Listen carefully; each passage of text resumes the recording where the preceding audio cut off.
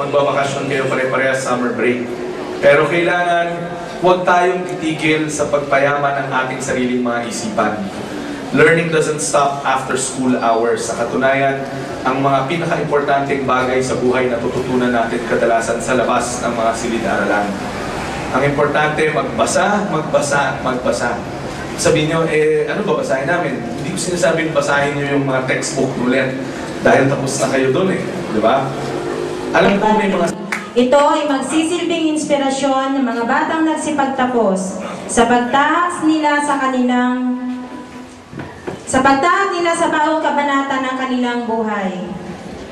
Pakinggan natin ang panunumpa ng katapatan ng mga nagsipagtapos sa pangunguna ni Rochelle R. Lasik, ang batang nagkamit ng pangalawang karangalang banggi. Nasangka ng kamay sa ayos ng panunumpa. Panunumpa ng katapatan. Nangangako kami na magiging magalang at matapat sa aming mga magulang, mga guro sa aming paaralan at sa ating bansang Pilipinas.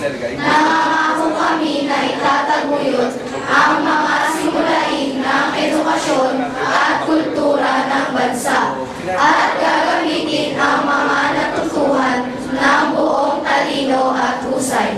Nangangako kami na laging isasabuhay ang magagandang kaugalian na siyang mithiin ng ating mga bayani.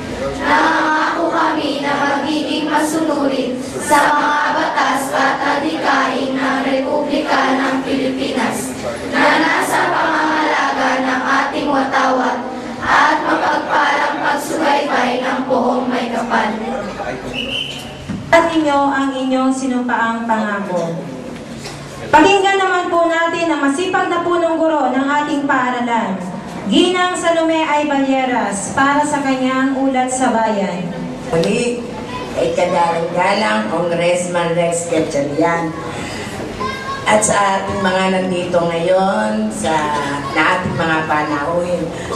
Maraming salamat po sa inyong lahat na nandito ngayon. Sa mga magulang, sa aking mga nagagandang guro na katulad ko, bis na bis ngayon sapagkat this is a very special occasion. Lalo na panauhin natin ang mga iginagalang nating mga taong Valenzuelenyo. Noong ako'y matungtong sa Kanumay East, sabi ko, ano ang gagawin ko? Di ko kakilala mga gurong nandito. Pero dahil sa panghangad ko, alam kong ang mga nanditong prinsipal na nagdaan dito, ibinigay nila ang kanilang lakas at talino upang ang mga kabataang nandito at natapos dito ay lalong umasenso. Kaya't dinagdagan ko ito. Lahat ng guro inobserbahan ko, hinanap ko ang skill at kanilang talento. Doon ko sila inilagay upang ang mga batang ito tunay na mapangalagaan at mabigyan ng talinong karapat-dapat sa mga napagkukulan ng ating mga katulong dito o ang tinatawag nating stakeholders.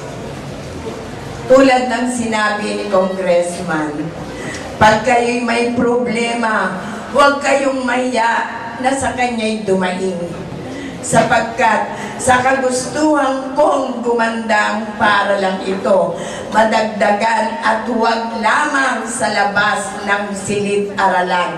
Mag-aral ang ibang bata dahil sa kakulangan ng ating silid. Humingi din ako ng tulong sa kanya.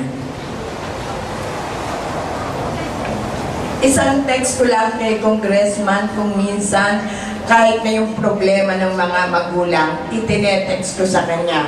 At ako'y hindi nabibigo. Oo kaagad.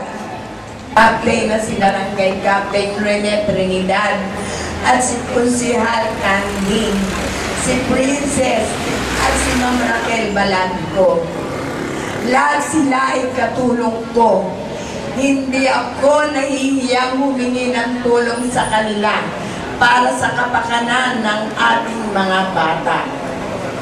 At pinangangako ko din sa inyo na lalo nating pauunlarin ang Kanumay East Elementary School. Alam kong napaunlad na yan ni Ma'am Gloria Morenos, ni Sir Jack Manahan, at ni Dr. Santiago, Ofelia Santiago.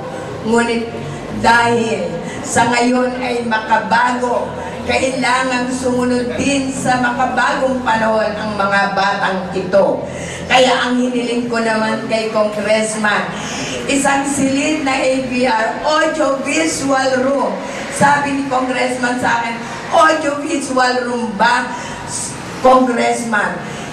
And at the same time, it is audio-visual room, and at the same time, it will be a computer laboratory. SK natin at sa PTA President natin, kayo ang mga saksi na ako bilang administrator dito sa Kanumay East Elementary School, we are partnering here.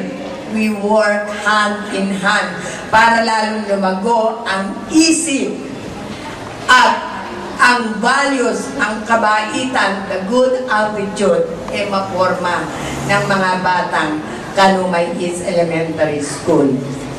At ipinapangako ko din na lalong pag-iibayuhin ng mga guro. Pinagmamagaling ko po din sa inyo na si Ma'am Balsita, si Ma'am Alona, kasamahan namin sila Sir Samuel, ang nangungunang grade 6 teacher, si Ma'am Emily, si Ma'am Aileen Amparo, si Mr. Randy Villanueva, at ang iba pong mga kasama nila. From grade 1 teacher, ngayon bahagi na ang kinder. Pinapangako po namin sa inyo na ang kinder hanggang grade 6, may pagkakapuri niyong mamamayan ng Valenzuelenyo pag natapos sila dito sa Kanumay East Elementary School. Sapagkat ang lahat ng teacher dito Sa binahagi ninyo sa amin. Mga kaibigan, ang pagtatapos ay hindi nangangahulugang nagwakas na ang ating pagsisikap. Ito ay umpisa ng panibagong pakikihamok sa lundas ng buhay. Sikapin po nating maibigay ang nararapat para sa ating mga anak upang magkaroon sila ng ibayong lakas at inspirasyon sa pagtahak nila sa kanilang buhay. Tungayan natin muli ang mga magsisipagtapos para sa pag-awit ng Himig Valenzuela sa pangunguna ni Jana M. Nabor, ang batang nagkamit ng pangatlong karangalang banggit. Ang payapa ay daan sa kaunlaran.